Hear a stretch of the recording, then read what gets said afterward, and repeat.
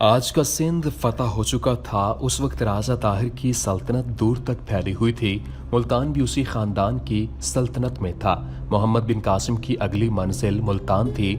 उसने इस इलाके का जो नक्शा तैयार कर रखा था वो देखा और उसने जो मुकामी रहनुमा साथ रखे हुए थे उन्होंने इसे बताया कि मुल्तान से पहले एक और शहर सिक्का है जो फतह करना जरूरी है। आज सिक्का का कहीं निशान भी नहीं मिलता। ये दरिया चनाब के मशरकी किनारे पर मुल्तान के बिलमुकाबिल वाक़ था।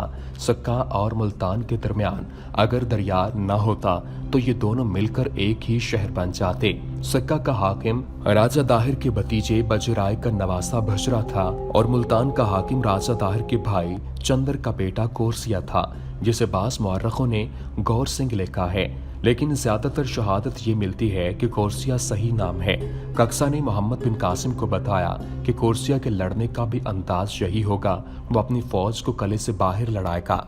आप देख रहे हैं डेली जमील सीरीज फातेह सिंध मोहम्मद बिन कासिम सीरीज की ये 54वीं एपिसोड है और बेहतर यही होगा कि इसकी फौजी ताकत को किले से बाहर ही खुली लड़ाई में कमजोर किया जाए। मोहम्मद बिन कासिम को ये मशवरा इसलिए पसंद आया कि वो संगबारी और आतिशबाजी को पसंद नहीं करता था। इससे शहर के लोगों को नुकसान उठाना पड़ता।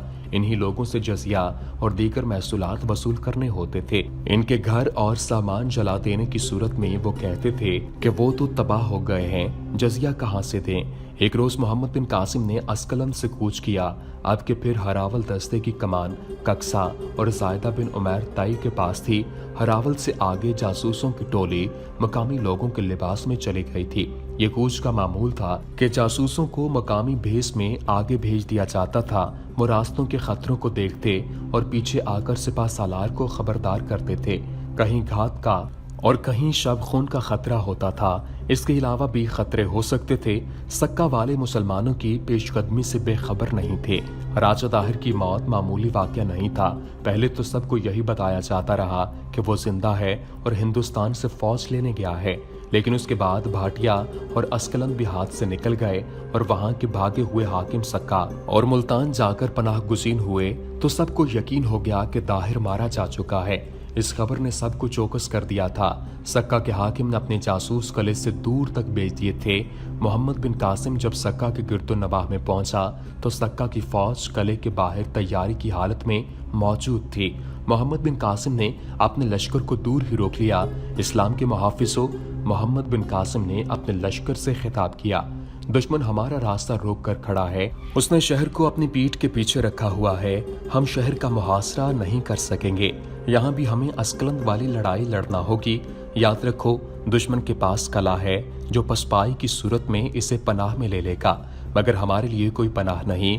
हमारी पनाह खुला आसमान है। हमारे इर्द गिर्द दीवार नहीं और ऊपर छत भी नहीं। हमारे सरों पर अल्लाह का हाथ है। इससे भी ज्यादा महफूज और मजबूत कोई पनाह नहीं। हमारी पनाह खुला आसमान है। हमारे इर्द गिर्द दीवार नहीं और ऊपर छत भी नहीं। हमारे सरों पर अल्लाह का हाथ है। इससे ज्यादा महफूज और मजबूत कोई पनाह नहीं। यह हमारा ईमान है। ये दिल में बिठा लो कि हम पसपा हुए तो इस मुल्क में हमारे कोई ठिकाना और कोई पनाह नहीं है। साहिल बहुत दूर है, वहां तक हमें कोई जिंदा नहीं पहुंचने देगा। हमारा वतन बहुत दूर है। अब यही हमारा वतन है जहां हमने मस्जिदें बना दी हैं। यहाँ के बहुत से लोगों ने हमारा मजहब कबूल कर लिया है। इस जमीन में हमारे शहीदों का खून जज़ब हो चुका है। ये जमीन अब हमारे लिए मुकद्दस हो गई है। अगर अब हमने पीठ दिखाई तो हम जिल्लत की मौत मरेंगे और अगले जहान में हमारा ठिकाना जहन्नुम होगा। मैं जानता हूँ तुम थक कर चूर हो चुके हो, तुम्हारे जिस्म टूट फूट चुके हैं, फिर भी तुम कुफर के कलों को रोंदते चले जा रहे हो। ये रूहानी ताकत है। तुम अब जिस्म नहीं रहे और अल्लाह तबारक व तआला तुम्हारे साथ है। तुम अल्लाह का नूर बिखेरते जा रहे हो। तुम खुश नसीब हो कि अल्लाह ने ये फर्ज तुम्हें सौंपा है। दिल में अल्लाह का नाम रखो, अल्लाह तुम्हें फतह और नुसरत से नवाजेगा। मुजाहिदीन के इस लश्कर की तादाद कम रह गई थी। अरब से कमक आ गई थी, लेकिन इतनी नहीं जितनी कमी वाक़ हो गई थी। रसद भी पहुंच गई थी, लेकिन इस हकीकत से इनकार नहीं किया जा सकता था कि लश्कर की जिस्मानी हालत खासी बिगड़ चुकी थी। सक्का के हाकिम बजरा ने मुसलमानों के लश्कर को देखा तो उसने अपनी फौज को लड़ने की तरतीब में कर लिया, लेकिन मोहम्मद बिन कासिम ने दूर ही पड़ाव डाल दिया। मुजाहिदीन बड़ा लंबा सफर करके आए थे। वो बहुत थके हुए थे। घोड़े प्यासे थे। इस कैफियत में ऐसी फौज के मुकाबले में आना जो ताज़ा दम थी, अक्लमंदी नहीं थी। रात को पड़ाव के इर्द गिर्द गश्ती पहरा लगाया गया और कई मुजाहिदीन रात को तलावत कुरान करते और नवाफिल पढ़ते रहे। हुज्जाज बिन यूसुफ मोहम्मद बिन कासिम को हिदायत और अहकामात भेजता रहा। वो ज्यादा जोर याद इलाही पर देता था। मोहम्मद बिन कासिम ने उसे अपने हालात से बाखबर रखा हुआ था। दूसरे दिन का सूरज तुलू हुआ तो मुसलमान जंगी तरतीब में सक्का की फौज के सामने खड़े थे। मोहम्मद बिन कासिम ने इस्लामी फन हरबो सरब के मुताबिक दरमियान के दस्तों को आगे बढ़ाया। इधर से भी दरमियान के दस्ते आगे आए और खून रेज तसादम शुरू हो गया। हिदायत के मुताबिक लड़ने वाले दस्तों को इनके सालार ने पीछे हटाना शुरू कर दिया। मोहम्मद बिन कासिम ने दाएं बाएं के दस्तों को पहलुओं की तरफ फैलाकर दुश्मन के पहलुओं पर हमला करने का हुक्म दिया, लेकिन दुश्मन के पहलुओं के दस्ते चौकस थे, वो दिफाई पोजीशन में आ गए।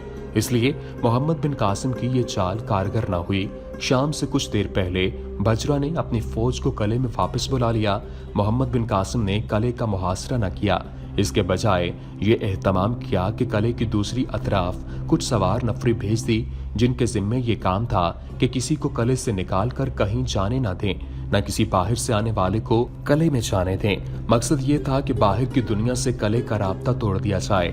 मोहम्मद बिन कासिम ने रात को अपने सालारों को बुलाकर बताया कि वो लड़ते लड़ते पीछे हटते आए ताकि दुश्मन कले से दूर आ जाए, और ये कोशिश तो की गई थी जो कामयाब नहीं हुई थी, लेकिन इस चाल को कामयाब बनाना था। खतरा ये था कि कले की फौज के पीछे कला था। मुसलमान पहलुओं और अकब में जाने की कोशिश करते थे तो दीवार के ऊपर से बर्छियां और तीर आते थे। 4-5 दिन इसी किस्म की जंग जारी रही। कले से दस्ते निकलते, लड़ाई होती और कले के दस्ते वापस कले में चले जाते, और इसका नुकसान तो बहुत हो रहा था, लेकिन मुसलमान भी नुकसान उठा रहे थे। दुश्मन के जोश और खरोश में जरा सी भी कमी नहीं आ रही थी। मोहम्मद बिन कासिम ने अपने सालारों से कहा कि वो मुजाहिदीन को रोक रोक कर लड़ाएं, आगे बढ़कर टक्कर लें और पीछे हटें। मुजाहिदीन से कहें कि वो अपने आप को थकाएं नहीं, तीरों और फेंकने वाली बर्छियों का इस्तेमाल ज्यादा करें ताकि उसे लड़ने का मौका कम मिले और इसे थकान ज्यादा हो। ये एक खास तरीका जंग था जिसमें मुसलमान सालार और सिपाही महारत रखते थे। वो जमकर नहीं लड़ते थे, हल्ला बोलकर इधर उधर हो जाते थे। दस्तों को छोटे छोटे जैशों में तकसीम कर दिया गया और जैश बारी बारी आगे जाते और हल्ला बोलते थे। इस तरह अपना नुकसान कम और दुश्मन का नुकसान ज्यादा होता था। ये तरीका जंग 3-4 दिन आजमाया गया। कले को नुकसान खासा हुआ, लेकिन इसमें लड़ने का जज्बा कम ना हुआ। मोहम्मद बिन कासिम ने एक तरीका ये भी आजमाया कि कले के एक तरफ लड़ाई जारी रखी और कुछ नफरी दूसरी तरफ भेजकर उधर के दरवाजों तक पहुंचने की कोशिश की। उधर 2 दरवाजे थे, उनके ऊपर दीवार पर तीरों की बौछार मरकूज की गई ताकि ऊपर से कोई तीर या बर्छी ना आए, लेकिन ऊपर वाले आदमी जानों की कुर्बानी दे रहे थे और तीर खा खा कर गिर भी रहे थे। उन्होंने मुजाहिदीन को दरवाजों तक पहुंचने नहीं दिया। मोहम्मद बिन कासिम को शबान सकफी ने बताया कि दीवार पर जितने भी आदमी हैं वो सब शहर के लोग हैं और फौज बाहर आकर लड़ने के लिए तैयार रहती है। कले के जो दस्ते लड़ने के लिए बाहर आते थे वो अपने जख्मियों को बाहर छोड़कर कले में चले जाते थे। लाशों और जख्मियों को देखकर पता चलता रहता था कि कले की फौज का कितना नुकसान हुआ है। मुसलमान कले की फौज के किसी भी जख्मी को नहीं उठाते थे, उन्हें मरने के लिए वहीं पड़े रहने दिया जाता था। शबान सकफी 2-4 जख्मियों को हर रोज उठवा लाता, उनकी मरहम पट्टी करता और उन्हें खिला पिलाकर उनसे कले के अंदर के हालात पूछता था। जख्मी अपनी जानें बचाने के लिए सब कुछ बता देते थे।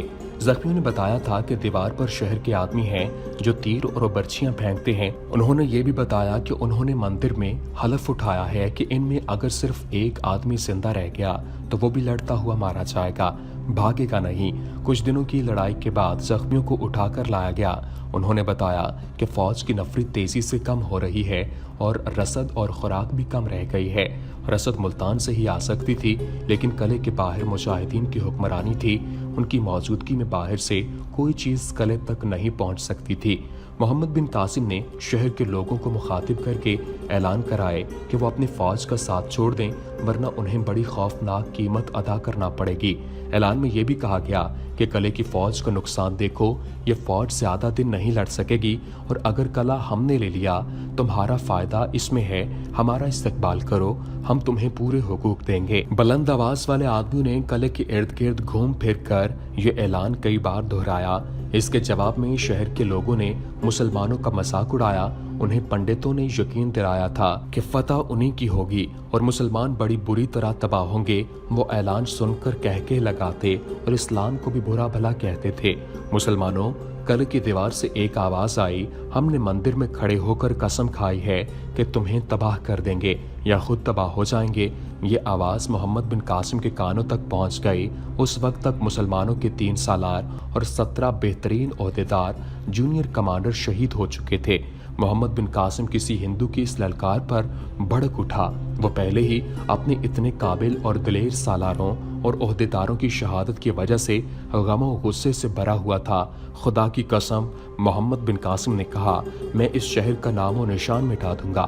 اس کے بعد محمد بن قاسم نے اپنے اوپر نیند حرام کر دی۔ 17 دن لڑائی جاری رہی۔ 18ویں صبح کے دروازے کھلے اور فوج باہر نکلی۔ یہ خاص طور پر نظر آیا کہ اس فوج میں پہلے والا جوش و خروش نہیں تھا۔ ایک مسلمان دستہ آگے بڑھا تو قلعے کی فوج پچھلی صف کے آدمی قلعے کے اندر بھاگ گئے۔ محمد بن قاسم نے بھانپ لیا کہ دشمن میں کوئی نہ کوئی کمزوری پیدا ہو گئی ہے، اس میں دم خم نظر نہیں آ رہا تھا۔ محمد بن قاسم نے شدید ہلہ بولنے کا حکم دے دیا۔ سالاروں نے تنظیم اور ترتیب کو توڑے بغیر ہلہ بولا۔ دشمن دروازوں کی طرف دوڑا۔ تیر اندازوں کو کہا گیا کہ وہ دیواروں پر تیر اندازی کریں۔ قلعے کے دستے دیوار اور مجاہدین کے درمیان پھنس گئے۔ ان میں سے جنہیں موقع ملتا تھا وہ دروازوں میں داخل ہوتے تھے۔ ان کے ساتھ مسلمان بھی قلعے میں داخل ہونے لگے۔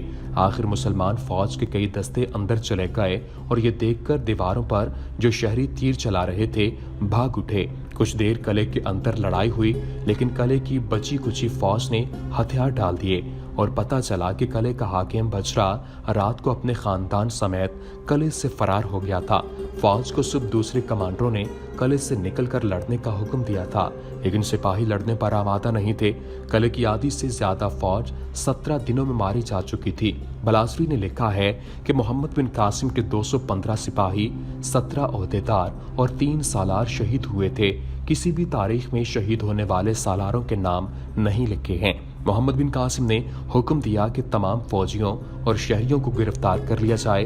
اس حکم کی فوری تعمیل کی گئی۔ عورتوں اور بچوں کو الگ کر لیا گیا۔ محمد بن قاسم نے دوسرا حکم یہ دیا کہ اس شہر اور شہر پناہ کو ملبے کا ڈھیر بنا دیا جائے۔ اس طرح اس شہر کا نام و نشان اسی دور میں مٹ گیا تھا۔ ایک شہر کی تباہی نے ہندوستان میں دور دور تک تہلکہ مچا دیا۔ راجوں اور مہاراجوں پر لرزہ طاری ہو گیا۔ داہر اپنی زندگی میں اپنے ارد گرد کے راجوں مہاراجوں کو عرب سے آئے ہوئے مسلمان کے خلاف متحد کرنے کی کوشش کی تھی۔ اس کا خاندان اور وزیر، مشیر اور فوجی حاکم جانتے تھے کہ وہ ہندوستان کے تمام حکمرانوں کو ایک محاذ پر اکٹھا کرنے کے جتن کر رہا ہے۔ اسی لیے اس کے مارے جانے کے بعد مشہور ہو گیا تھا کہ وہ ہندوستان کے دورے پر چلا گیا ہے اور بہت بڑی فوج لے کر آ رہا ہے۔ اس کے اپنے بیٹے بھی اس خبر کو سچ مانتے تھے، مگر محمد بن قاسم کی ضرب کاری نے داہر کے پسماندگان، اس کی فوج اور رعایا کو یقین دلا دیا کہ داہر مارا جا چکا ہے۔ مبصر اور مورخ لکھتے ہیں کہ داہر کسی ایک مقام، کسی ایک میدان یا کسی ایک محاصرے میں مسلمانوں کو شکست دے دیتا تو اس کے راج کے ارد گرد کے راجے اور مہاراجے اس کے محاذ پر آ جاتے اور یہ ایک متحدہ محاذ بن جاتا۔ لیکن مسلمان تیز و تند سیلاب کی مانند بڑے آ رہے تھے۔ ان کے قدموں میں سیلاب کے قلعے ریت کے گھروندوں کی طرح گرتے جا رہے تھے اور داہر اپنی راجدھانی سے باہر نہیں نکل رہا تھا۔ اس نے سوچا تو ٹھیک تھا کہ محمد بن قاسم کی فوج اس کی راجدھانی سے دور ہی تھک کر چور ہو جائے گی تو وہ اپنے لشکر کے ساتھ اس کے سامنے آئے گا اور بڑی آسانی سے اس فوج کا نام و نشان مٹا دے گا۔ لیکن اس کے پڑوسی راجا اور مہاراجا یہ دیکھ رہے تھے کہ داہر اپنے قلعے دیتا چلا جا رہا ہے اور خود سامنے نہیں آتا۔ وہ سامنے آیا تو اپنے سفید ہاتھی سمیت مارا گیا۔ یہ خبر سن کر داہر کے پڑوسی اور زیادہ محتاط ہو گئے۔ انہیں یہ سوچ پریشان کرنے لگی کہ दाहिर मारा जा सकता है तो मुसलमानों के मुकाबले में आने के लिए 10 बार सोचना पड़ेगा।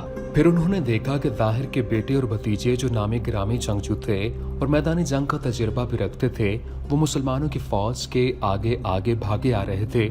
वो एक कले से अपनी फौज और रियाया को बगैर बताए छुप कर भागते और अगले कले में जाकर पनाह लेते।